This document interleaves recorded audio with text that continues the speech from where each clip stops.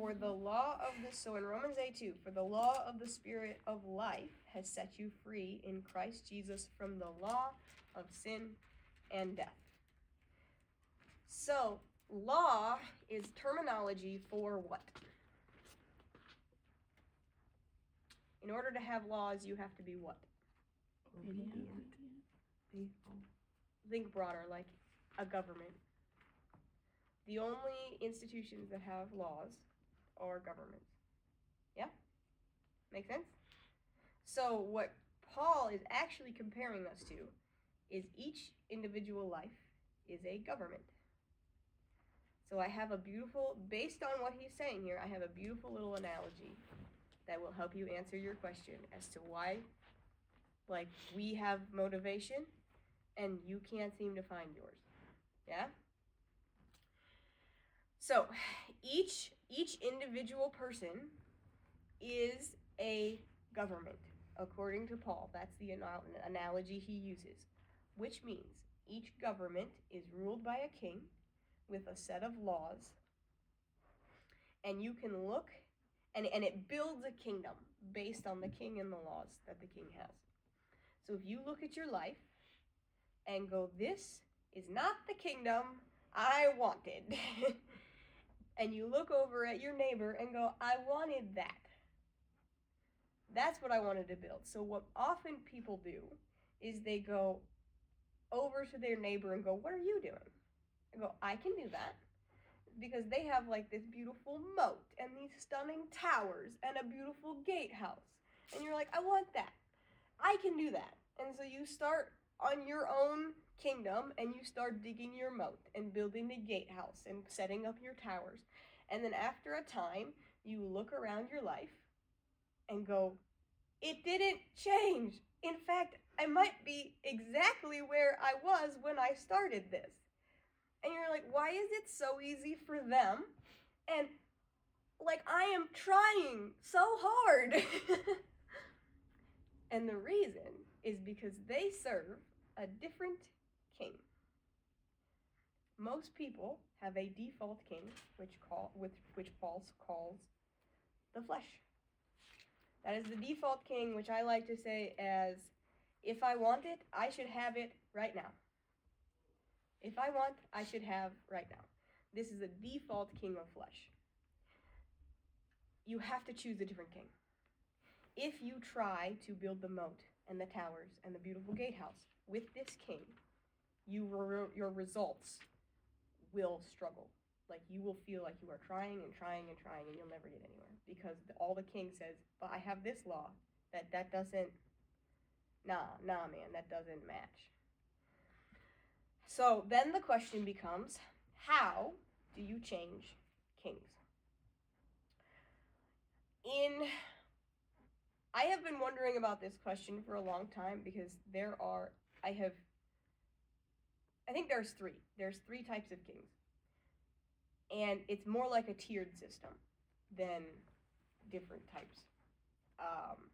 Like our own government has a tiered system. Our own government has the federal government / presidential layer on top that says life, liberty, the pursuit of happiness.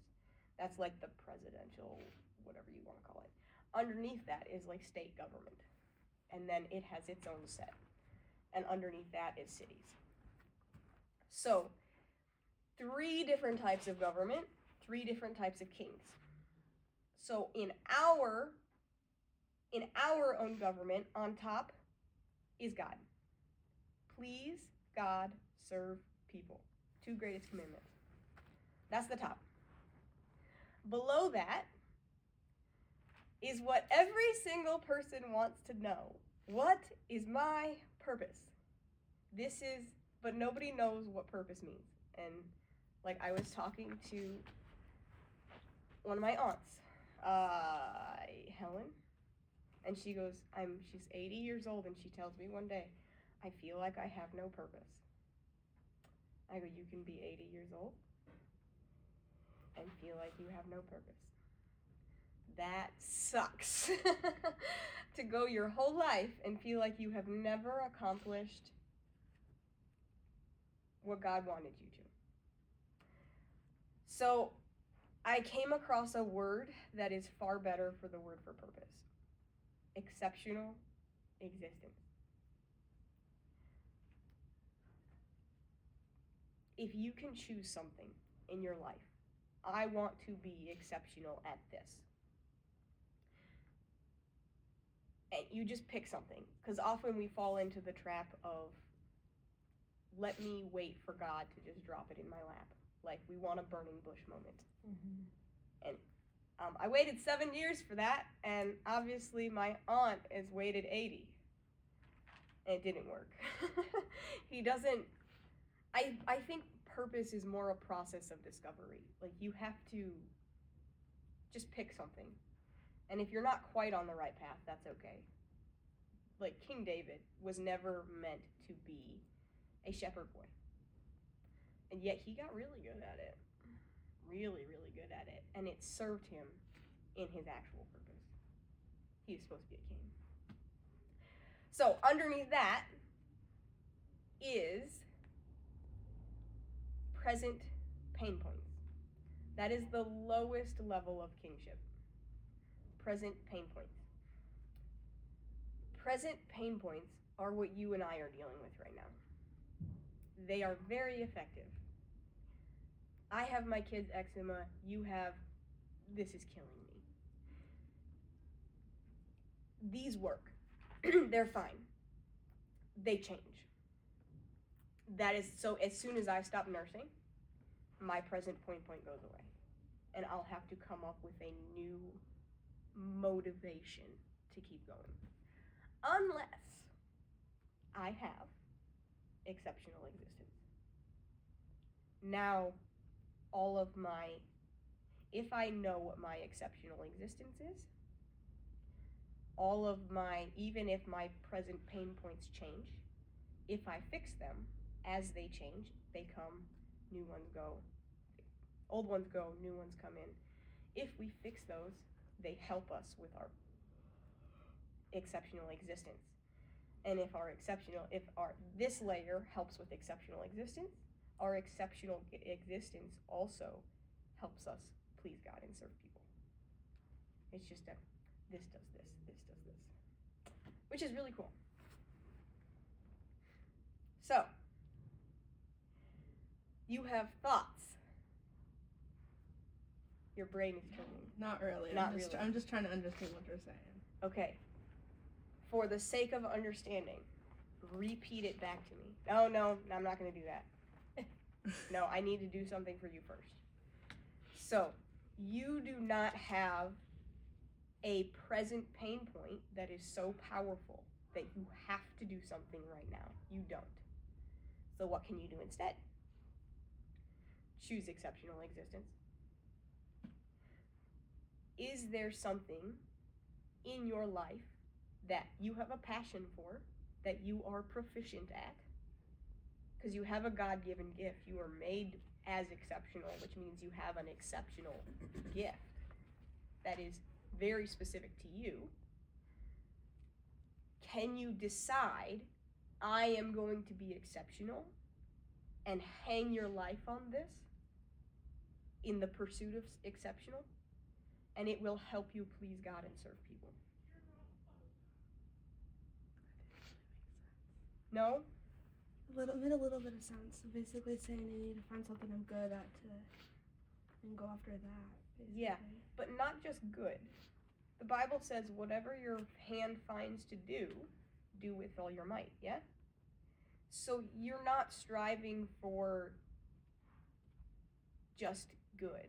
You're striving for exceptional. What's the definition of exceptional? A spirit of excellence. A spirit of And excellence. the Bible talks about, there's even a little song, be excellent in what is good, be innocent of evil.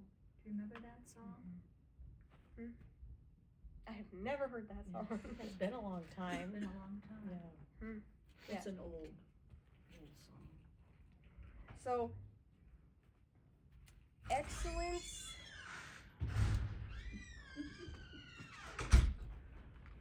The beauty about excellence is that my definition of excellence is not the same as your definition of excellence. You know what my definition of excellence? I have found my exceptional existence. You know what this is? This. I am going to help people with their health. And my definition of exceptional is I am going to help millions of people do it. That's my goal. That's my definition of exceptional. My mother, the wonderful woman that she is, has no desire to be around people. Amen. I hear you. She's like, I don't like people that much, and I don't like having them in my home, and I like a peaceful life. So, but she told me what she wants is, she told me a poem of Jemima Puddle Duck. and it's a story of the writer of Peter Rabbit. And they often start the story of Peter Rabbit with this story. She's out there painting and it starts to rain. And she throws out her water and collects her supplies and runs into the house, and she tells Jemima Puddle Duck, "You may like the rain, but I do not." And she goes inside and sits on her chair and starts writing Peter Rabbit. And she goes, and Mom goes, "That's my definition of exceptional existence." Okay. So it's very different, and that's perfect. Do you have any idea what you are inclined to be exceptional at? I was Okay. thinking I roll on the foot right now. Perfect. Having Kendra there at the daycare center, she is a leader. Mm. She leads, and she leads well. And she is trustworthy. And I mean, her at the daycare, I see her excel into a leader. Mm-hmm. Like, she knows what needs to be done. She does it without nothing. Like, I don't even have to tell her. And she does it, and she does it well. And she leads other people, except for at nap time when she likes to argue with her grandmother. But She's like that's- arguing with everybody at nap time, Grandma. that is true. And so I see those qualities in Kendra, is that whatever her life is going to be, it will be in a leadership role. Whether it's on a job, whether it's her family, whether it's her ability to work for somebody, she's always going to be a leader, because that's how she's built. Yeah. But you derail that, and then it just goes downhill from there. But she does good at that part of it. So I do have to say she's good at that. Well, this is fun. What does your mother have to say about this? This is prime opportunity. No, I Kendra. think her role is different, like when she's at home Mm-hmm. than she is at the daycare, because she's working for grandma. So the expectation is different. Mhm. Where at home she can just be a kid or be whatever. Be her true, unabashed, unabrased self. Kendra likes to be in control. Oh yeah, I told that to Gabby last night. I'm like, that how if you know if I like you is if I don't want to let you go. Like I can get very territorial. That's why I get very territorial over Ezra. I don't like sharing what's mine. I do not like sharing whatever I'm hanging out with. I really don't. And I've been working on it. I just don't. But you have a way of drawing people into your presence, whether you realize it or not. She's a leader. Mm-hmm. We can be in a group of people and you are making friends, even though you say I'm shy and I don't know how to talk to people and I don't like it. Like, you draw people in like There's times I nobody's really don't. business. You make people feel welcomed. You make them feel at ease. You make them feel seen. Those are all things that you struggle with, but you see them in others.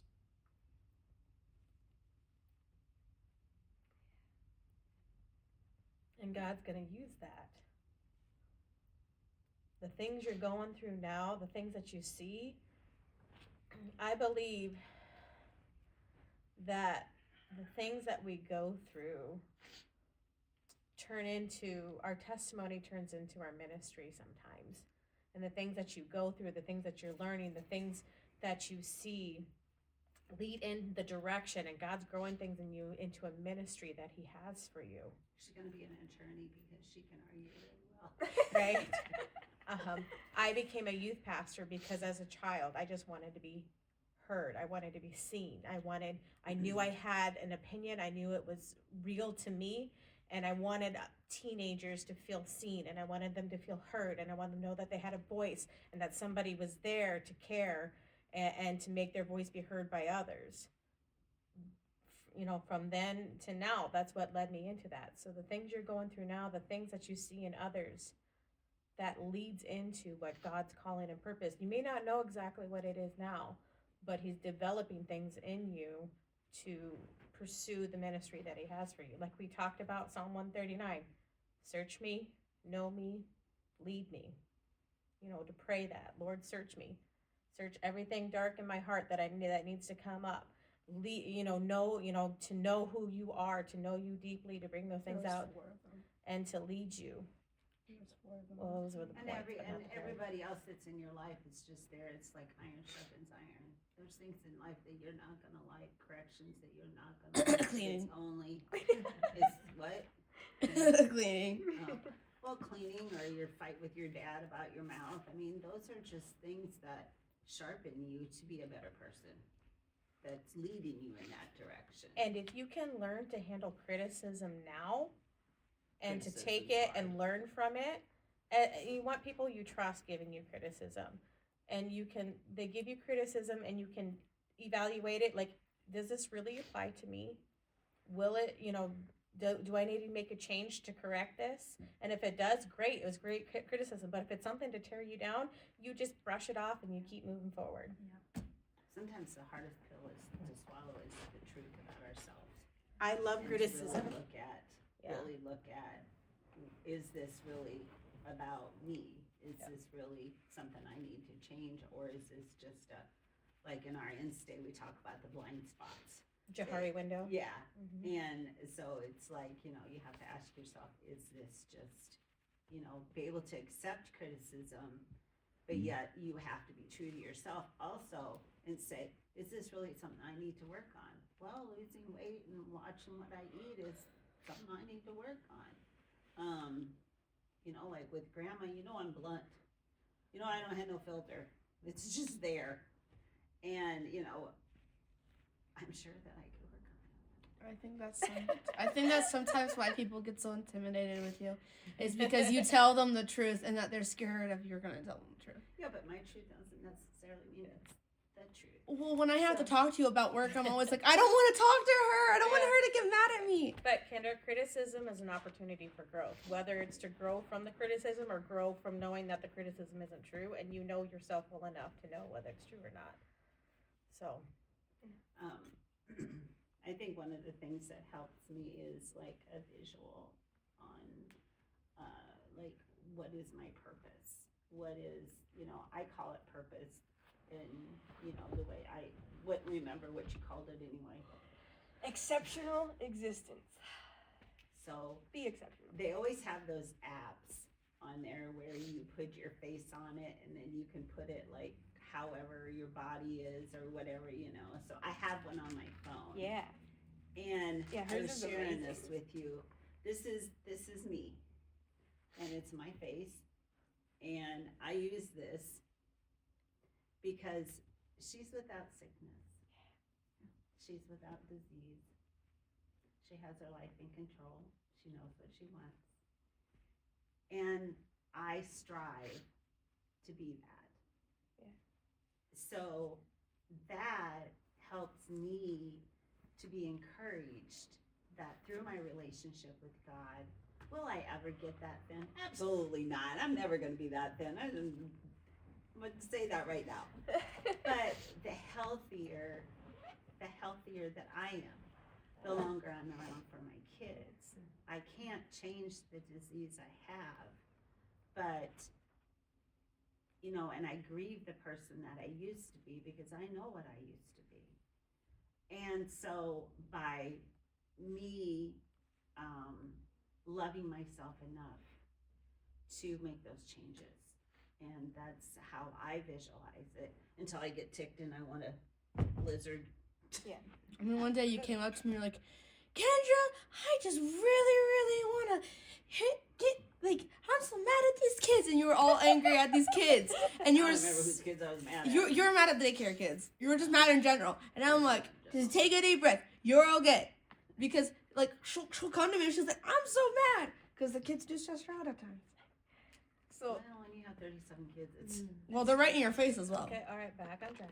it occurred to me later, like 2 days later, after you showed me this beautiful picture of you visualizing yourself the way you want to be, that the beauty of that is that you can be her long before your body has caught up to her. right. That is so beautiful. Like, and that's the design of the world. That's how God made it. There's a concept.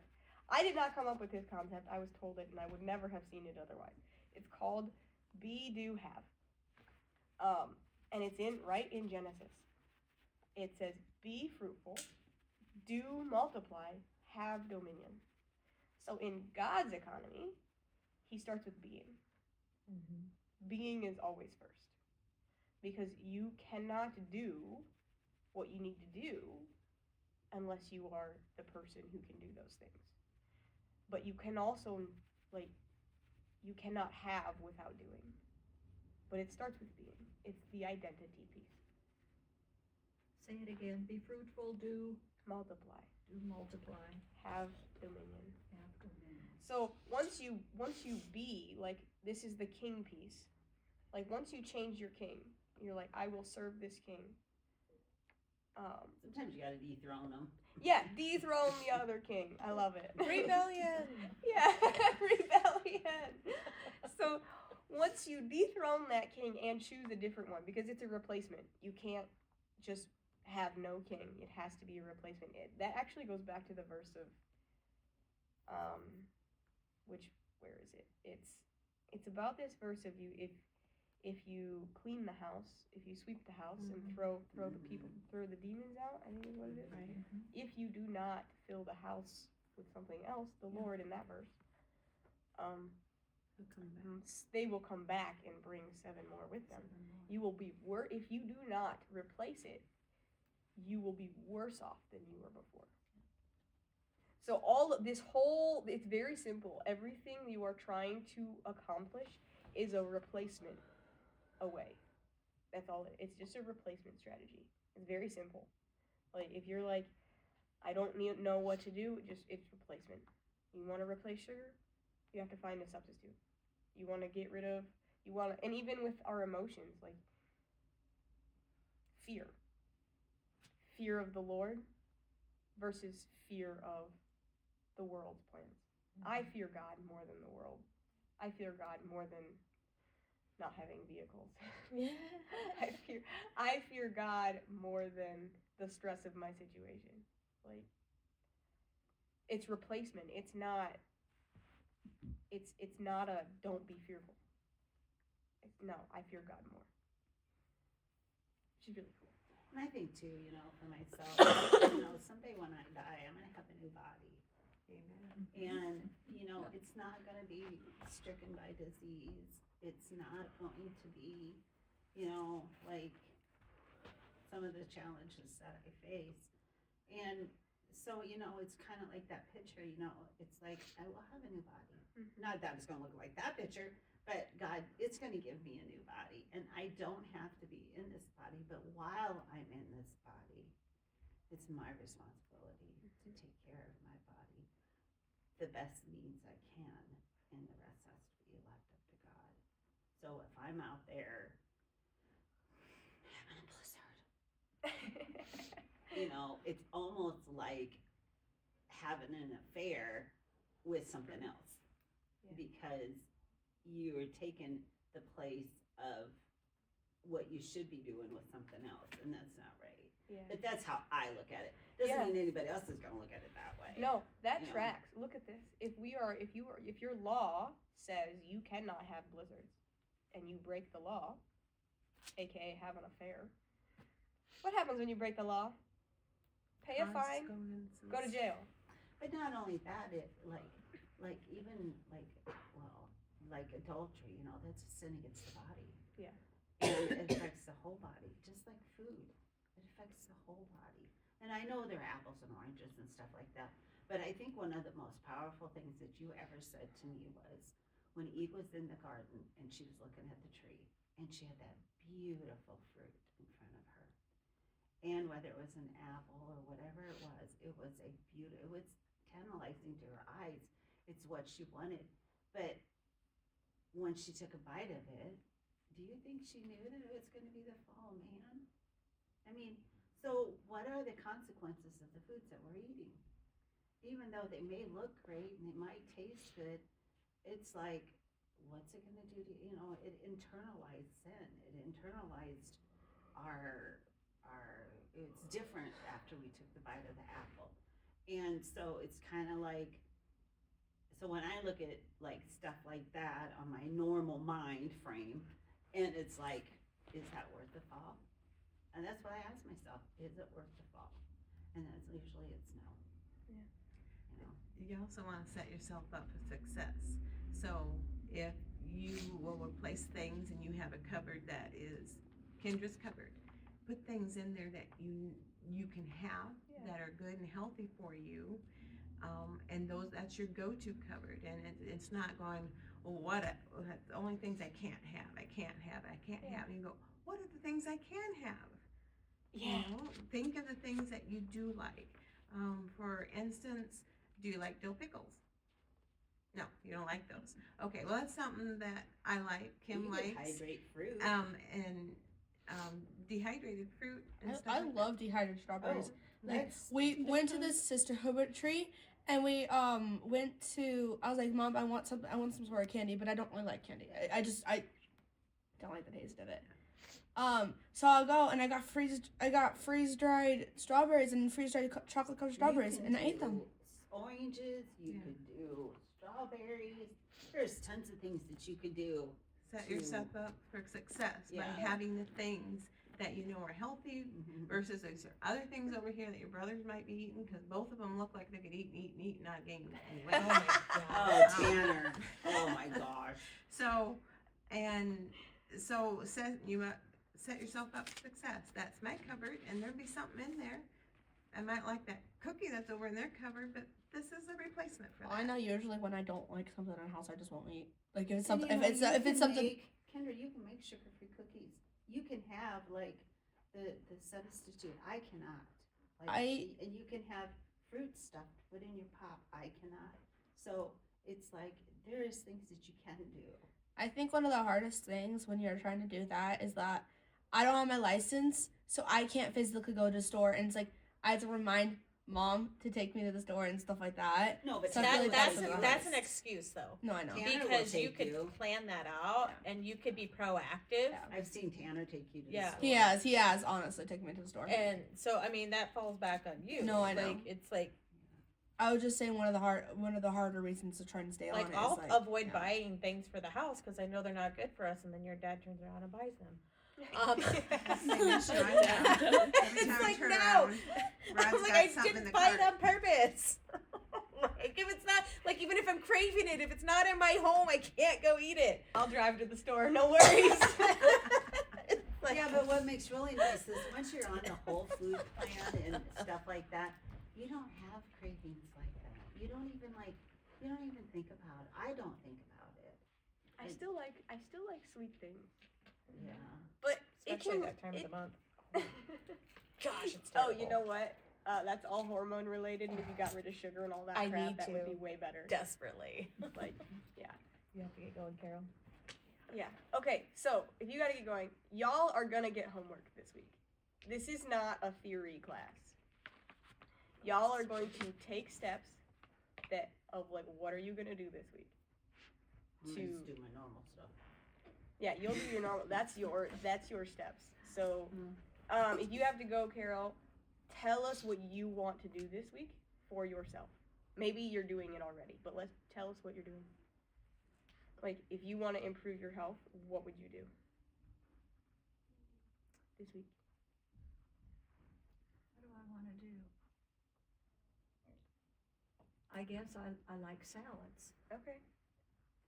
and I just choose salads. There's Oh, some somebody- really good salads out there. Yes. Put a little bacon in it, a little tomato, have yourself a BLT wrapped in lettuce. Renee, can you write it down? Can you just No. put it in a text message so we remember what everybody was doing? And just send me a text message. Send you a text message. Like what write we're down saying. what we're here, saying. so we keep each other accountable. Yeah, Like what we're saying as Yeah, far as, yeah, as what what we're our gonna goals do. are for this Oh, week. yeah. I think it's important to remember too that God gives us these human desires for like food and the Mhm. things, but it's when we take them out of the context and the way He meant for them to do, that's when they become bad. So it's Yeah. like not bad to crave something sweet. It's Right. just what sweet are you gonna go Yeah. to? Are you gonna go to the one that the world created that's like Yeah. terrible for you, puts chemicals in your body, and There's so you know. many alternatives. You Yeah. just have to research them out. Well, it's the same way like the Bible. Like people will distort it and like put it in different ways than it's actually meant to be. And that's like when you have to go and fact check it. And it's same with food. You have to fact check the food you're gonna eat. So like you can relate it to the Bible almost. Love that. Fact check your food. Do you guys realize a gallon of milk that there's 208 grams of sugar in it? In milk? Do you realize since I've had 3 guests at my house, I've gone through 4 gallons of milk? In the Yeah, last she couple eats days? cereal You like know why it's they're bouncing nothing. off the wall. Like her and her Full brother of eat sugar. cereal like it's Okay. nothing. You know the rules at our I house. do. I barely had cereal. I had it Uh-huh. 2 days. We got a and milk a half jug sick. one Okay, it was alright, gone let's back on one track. day. So you want to eat more salads? That's what I'm hearing you say. Yeah. Okay. Then next week I'm gonna ask Taco you salad how would be successful good. were you? Mhm. How successful was Carol with what she wanted to do this week? Well, I prefer kale. Ooh, that's salad. good. See, I just like green. Do you I ever- like to get the leaf salads and then put egg salad in it with some tomato and everything else in it, and then eat it that way. Do you like ever a bake your sandwich. kale? Like, I've tried to Oh. make kale chips. yeah, a little done bit of that. sea salt and some olive oil. Oh Yeah. my gosh. Yeah, they're See, you guys are already starting to Yeah. change your attitudes. Well, this is the beautiful thing. Like the Bible says, iron sharpens iron. Us being together with a goal that is similar, just that very fact helps us align the minds how they need to think and act in a way that will help us do what we need to do when we're not together. It's beautiful. Okay, what's yours? What do you want to do this I'm week? gonna cut out all sodas, Also just waters and teas. this Waters week. and teas. Well, Thank you, Carol, for and that. only coffee on Tuesday. I don't drink coffee very often. Good It's seeing only you. Tuesday. But, yeah. See you Sunday or tonight. Start small. Yep, that's a beautiful thing. You coming to the movie? Yeah, I am, We yeah. are. I didn't know if you were, so no. So yours, no soda this week. Yeah. You can, and then replacement. You have Yeah. that plan already. Tea and water. Teas and water. Yep. Perfect. I'm gonna keep doing what I'm gonna do, which And is you same got as that? Renee. See, I gave you for. What's your plan? What do you want to do this week? Um, I don't fully know because I want to cut out like eating physical sugar, but I want proper meals. Do you know what I mean? Yeah. You know that's fine. It's okay to start with just one thing. Because is that improvement over what you are doing right now? What do you mean by that? As in, if you do what you say you're gonna do, just cut out sugar. How will that make a difference? Is that improvement? 100%. Sometimes just cut sugar out, you can drop 20 pounds. I did. That was my first time. She doesn't need to lose any more weight. But I want to gain muscle You wanna gain muscle? Yeah. because I need it for Shouldn't you have to eat protein? vitamins. You go on the carnivore diet, Just, eat all that protein. Why does it sound like you're gonna say carnival? Because I want to, so stop correcting me every 5 minutes. Like Italian or whatever she It's said. No, it's Italian. Yeah, it is Anyway, Elliot. I think I'm gonna do what I've been doing basically. I'm Okay. not having any sugar. No sugar. Yeah. Okay, what does that include for you? Is that just food, or do you also do drinks? Everything. Everything? Yeah. Okay, so what can you have instead? Remember, we need a replacement strategy. tea. Tea? I already drink a lot of tea. And basically fruits and vegetables. I eat some like chicken, but I don't really like meats very much. So She likes that's the making only reason I salads. don't do what my mom does, or where she Yeah. eats just meat, because I don't like it very much. Yeah. But Okay. Just do some more research on like what type of foods I can eat, so I can be able to go to the Make a store. plan. What is one thing Yeah. you could do this week though, it's, as far as what you eat or drink, that you could implement? What were you gonna do, Kendra?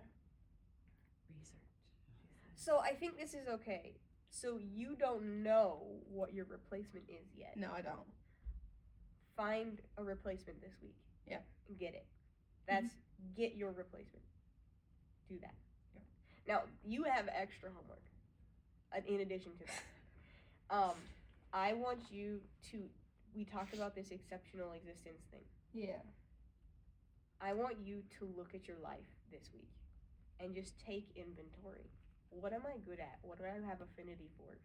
And just go, is there anything that I could choose to be exceptional at? And just look. You don't have to make a decision. You don't have to, you just need to look. What could I do that is exceptional? That I could strive for being exceptional at? Pastor Curtis is out there. Is he? Your turn. I need to be a little stricter on my carbs Okay. intake and be more strict carnivore-ish. Is that what you mean? You want to just stick more to your meats? Of the carnivore, of the good healthy fats, is just I've been putting too many fruits in there.